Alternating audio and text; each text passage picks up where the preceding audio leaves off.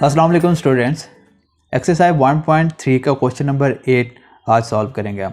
इसमें दो मैट्रिसेस दिए हुए हैं ए और बी, साथ में ये कहा है कि आपने वेरीफाई करना है, यानी जो कुछ टर्म्स दी होंगी उनको आपने वेरीफाई करना।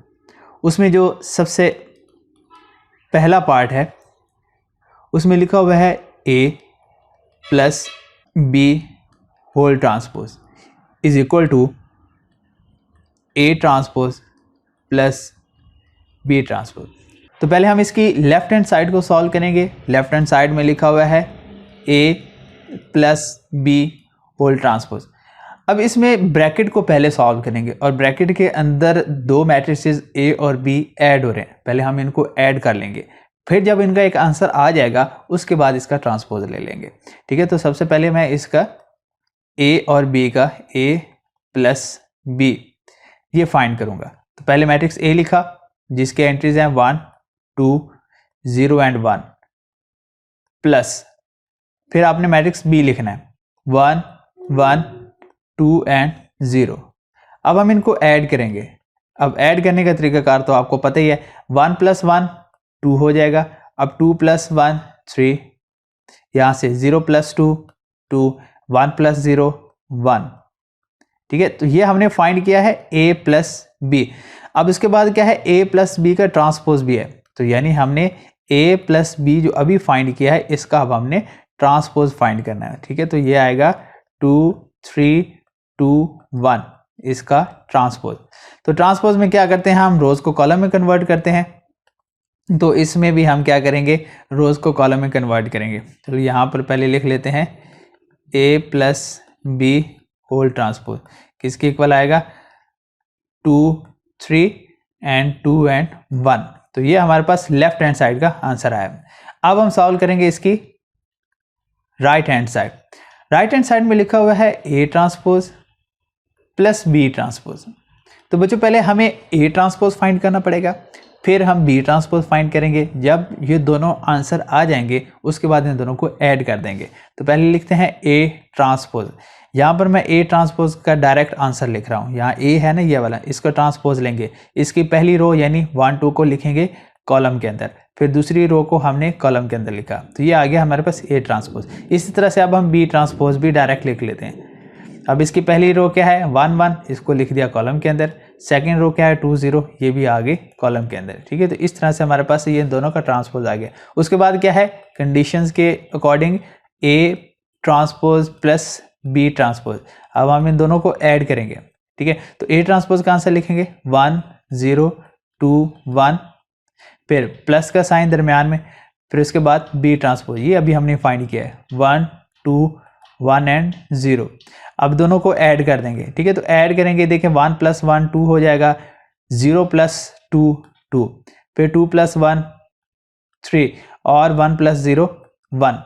तो अगर हम देखें answer A transpose plus B transpose का जो कि 2 2 3 1 आ रहा है, और ए प्लस बी होल ट्रांसपोज का आंसर भी 2 2 3 1 आ रहा है। तो इस तरह से हम क्या कहेंगे कि जो लेफ्ट हैंड साइड है वो राइट हैंड साइड के इक्वल है। तो इसको हमने वेरीफाई करना है, यही चेक करना था कि ये दोनों इक्वल हैं, आपने प्रूव करना है, तो वो प्रूव हो चुका है।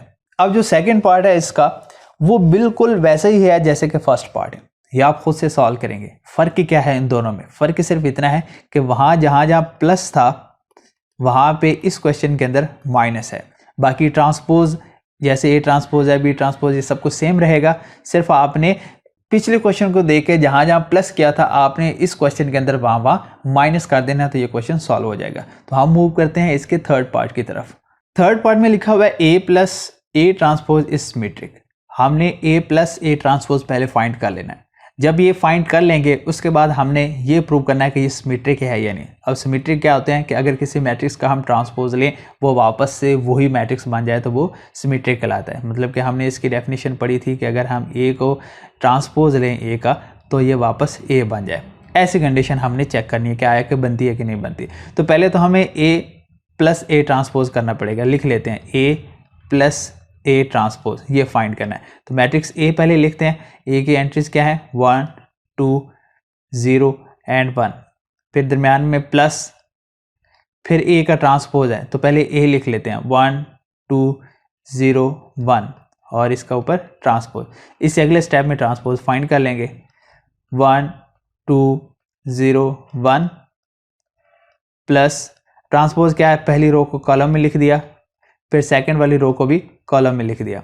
अब ये आगे इनका ट्रांसपोज। अब इनको ऐड करते हैं दोनों को। अब ऐड करेंगे तो 1 + 1 2 बनेगा, 2 + 0 फिर से 2, 0 + 2 2 और 1 + 1 2। ये आंसर आ गया। अब हमने क्या करना है कि इसको A + A ट्रांसपोज, जिसका आंसर हमारे पास 2 2 2 एंड 2 आया है, इसको हमने सिमेट्रिक प्रूव करना है। तो सिमेट्रिक के लिए इसका हमें ये जो मैट्रिक्स अभी आया है इसका एक दफ़ा फिर से ट्रांसपोज लेना पड़ेगा। अगर ट्रांसपोज लेने से यही मैट्रिक्स दोबारा बन जाएगा तो हम कहेंगे कि ये सिमेट्रिक है। तो हम करेंगे A + A ट्रांसपोज, इसका होल का ट्रांसपोज दोनों तरफ से अप्लाई करेंगे। ठीक है, तो 2 2 2 एंड 2 इसका ट्रांसपोज लेंगे। तो बच्चों जब इसका ट्रांसपोज लेंगे सारे एंट्रीज एक जैसी हैं, जिनको जितना मर्जी चेंज करके लिखने तो वापस यही 2 2 ही बनेगा। ठीक है, तो इस तरह से हम कह सकते हैं कि जो A + A ट्रांसपोज है ये क्या है, इज अ सिमेट्रिक। तो इस क्वेश्चन के अंदर हमने यही प्रूव करना था। अब इसके पार्ट 4 में ये पूछा गया है कि A - A transpose is skew symmetric, यानी हम पहले A - A ट्रांसपोज फाइंड करेंगे, फिर उसके बाद बताएंगे कि ये स्क्यू सिमेट्रिक है या नहीं। अब स्क्यू सिमेट्रिक का हमें पता है कि अगर हमें किसी मैट्रिक्स A का हम ट्रांसपोज लेंगे तो वो वापस से वही मैट्रिक्स A तो बन जाएगा, लेकिन साथ उसके नेगेटिव साइन आ जाएगा। ठीक है, तो पहले फाइंड करते हैं A - A transpose. A - A transpose matrix A है 1 2 0 1 माइनस 1 2 0 1 और इसका ट्रांसपोज आएगा। अब इस टाइम में इसका ट्रांसपोज फाइंड करते हैं 1 2 0 1 माइनस 1 2, यानी रो को कॉलम में लिख दिया और इस रो को भी हमने कॉलम में लिख दिया। अब हम इनको माइनस कर देंगे, पहले ऐड किया था ना, अब इसको माइनस करेंगे। 1 - 1 0, 2 - 0 2, फिर 0 - 2 -2 और 1 - 1 0। अब ये आंसर आया हमारे पास A - A ट्रांसपोज का। अब इसी चीज़ को हमने फाइंड करना है, ये प्रूव करना है कि ये स्क्यू सिमेट्रिक है। तो अगर स्क्यू सिमेट्रिक फाइंड करना है तो तब भी हमें इसी मैट्रिक्स जो कि अभी जिसका आंसर आया है इसका एक दफ़ा फिर से ट्रांसपोज लेना पड़ेगा। A - A ट्रांसपोज जो है इसका एक दफ़ा फिर से ट्रांसपोज लेंगे और इधर से क्या मैट्रिक्स है 0 2 -2 एंड 0, इसका भी ट्रांसपोज लेंगे। ठीक है, तो अगर हम ट्रांसपोज लेंगे तो ये बन जाएगा 0 2 एंड -2 0 बनेगा। ये हमने A - A transpose whole transpose find किया है। तो हमने इसको फाइंड करना है कि ये स्क्यू सिमेट्रिक है। ठीक है, अब हमने क्या करना है कि इस पूरे मैट्रिक्स में से माइनस को कॉमन निकाल लेना है। बच्चों याद रख लें कि अगर हम किसी भी टर्म के अंदर माइनस को मल्टीप्लाई करें या उसमें से माइनस को कॉमन निकालें, अंदर वाले सारे साइन चेंज हो जाते हैं। अब इसमें से अगर हम माइनस को कॉमन निकालेंगे तो अंदर सारे साइन चेंज हो जाएंगे। अब 0 के साथ तो कोई साइन होता नहीं, ये तो 0 रहेगा, ये -2 बन जाएगा +2 और ये +2 बन जाएगा -2 और इसके बाद 0 फिर से एज इट इज रह जाएगा। तो ये हमारे पास बनेगा A - A transpose whole transpose.